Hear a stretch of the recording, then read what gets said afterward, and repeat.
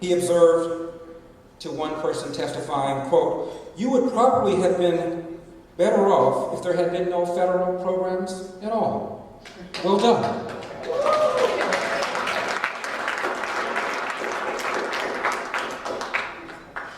In 1792, Congress appropriated $15,000 to assist some French refugees. James Madison wrote, quote, "I cannot undertake to lay my finger on that article of the Constitution which granted a right to Congress of expending on objects of benevolence the money of their constituents." End of quote. Franklin Pierce, our 14th president, vetoed a bill in 1854 to help the mentally ill. He said, quote, "I cannot find any authority in the Constitution for public charity. To approve such spending would be contrary to the letter and the spirit of the Constitution and subversive to the whole theory upon which the Union of these states is founded." 1887, President Grover Cleveland, our 22nd and 24th president, he vetoed an appropriation to help drought-stricken counties in Texas. Quote, "I feel obliged to withhold the approval of the plan to indulge in benevolent and charitable sentiment through the appropriation of public funds. I find no warrant for such an appropriation in the Constitution." End of quote. Walter Williams wrote an article in which he had those quotes, and he said, rhetorically, could they be elected today? I suspect not. We have rent control. We have government subsidies for Amtrak. We have the Federal Drug Administration. We have the Department of Education. We have private sector anti-discrimination laws. We have high taxation. We have excessive regulation. We have government involved in the business of welfare. We have government involved at the federal level in the business of establishing minimum wages. And as Kathleen said, my parents had a small cafe.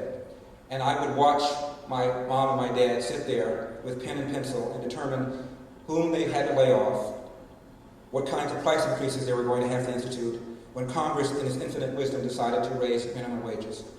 I saw my father make a decision not to hire a dishwasher whom he otherwise would have hired after Congress raised the minimum wages. There's an organization called ACORN, Association of Community Organizations for Reform Now. They go around the country putting on ballot initiatives to increase minimum wage. They were in California to do so. They filed a brief, however, to ask the state to exempt it from minimum wage requirements. Investors Business Daily got a hold of the brief and published an excerpt. Here's what they wrote, and I quote, "The more ACORN must pay each individual outreach worker, either because of minimum wage or overtime requirements, the fewer outreach workers it will be able to hire."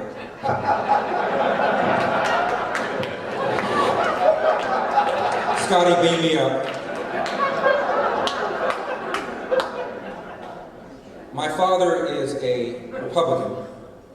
He has been a Republican ever since I've known him. He was the first black Republican I think I knew until I graduated from law school. And my father's attitude was always, what can I do about it? He grew up in the South. He was born in 1915. He grew up in the Depression. And he does not know who his biological mother is. Does not know who his biological father is. And my father was raised by his grandmother. He was thrown out of the house twice. Once when he was 5 years old, once when he was 13 years old, and he never returned. He then embarked on a series of jobs that one can describe as Dickensian. He was a shoeshine boy, he was a hotel valet, he cooked for a family. He then got a job as a Pullman porter. At the time, he was the largest private employer of blacks, and he traveled all over the country, including California. And he decided that perhaps when he settled down, he might move to this state because it seemed fairer, it seemed more open, it seemed less racist. Bomb, cooking for GIs, when the bombs fell in Hiroshima and Nagasaki, sparing my father and perhaps the lives of a million other people.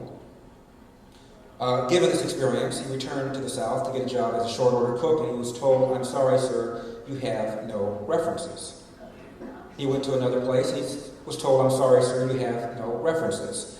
So my father then went to an unemployment office, and he walked through the door. The lady there told him, "Sir, you walked through the wrong door, to go through that door." My father walked down the door that said colored only. He walked through that door. He went around back in front of the very same woman. My father went home to my mother, and he said to her, "What can I do about it?" He then said, "I'm going to go to California, and within 4 days I will be working, and I will send for you." My father went to California. He walked around for 2 days. He decided that that was inefficient since he didn't know the way around the city. He went to an unemployment office. The woman said, "We open at 8:30. My father said, "I will be here at 8:30. What time do you close?" She said, 5 o'clock. He said, "I'll be here at 5 o'clock. I will be there next morning at 8:30 if necessary. I will be here till 5 o'clock. My father waited for about a day and a half, and he was instructed to come up to the window. And the woman said, "I have a job for you. It is that of a janitor. Will you take it?" My father said, "Of course I'll take it." My father worked for Nabisco Bread for about 12 years. He took a second job for Barbara Ann Bread for about 10 years, both full-time jobs. My father went to night school for 3 nights a week to get his GED and cooked for a family on the weekends, and never once did I hear him whine or complain about racism, about what held him back. My father said to me, "Larry, right now, sky's the limit. We're riding through a Baltimore so small and full of glee. I saw a young Baltimorean keep looking straight at me. Now I was young and very small, and he was no whit bigger, and so I smiled. But he poked out his tongue and called me nigger. I saw the whole of Baltimore from May until September. Of all the things that happened there, that's all that I remember." She took the spoon out of the pot, wrapped it on the side, turned to me, and she said, "Larry, what a darn shame he let something like that spoil his vacation." Thank you very much.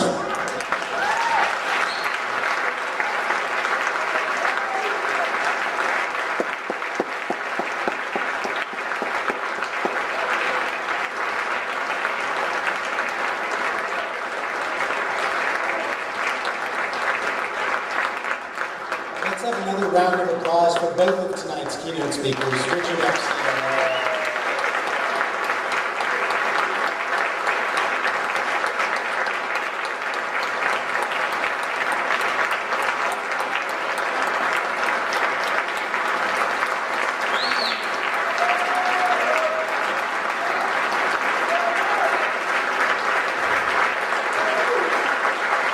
Thank you very much.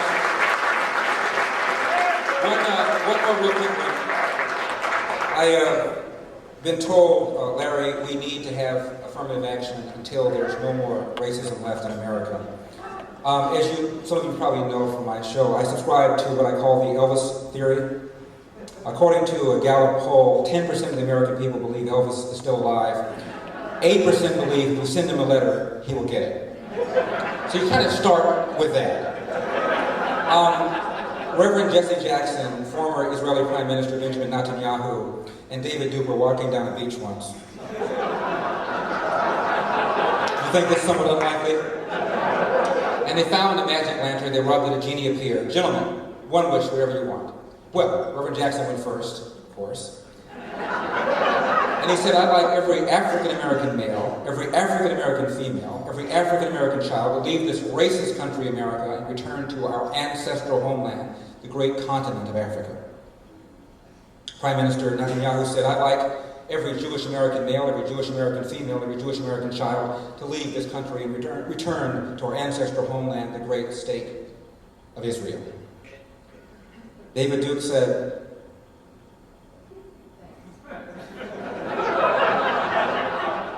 "I'll have a small Coke." I'll have one of those David Duke's cooking for you. Thank you very much.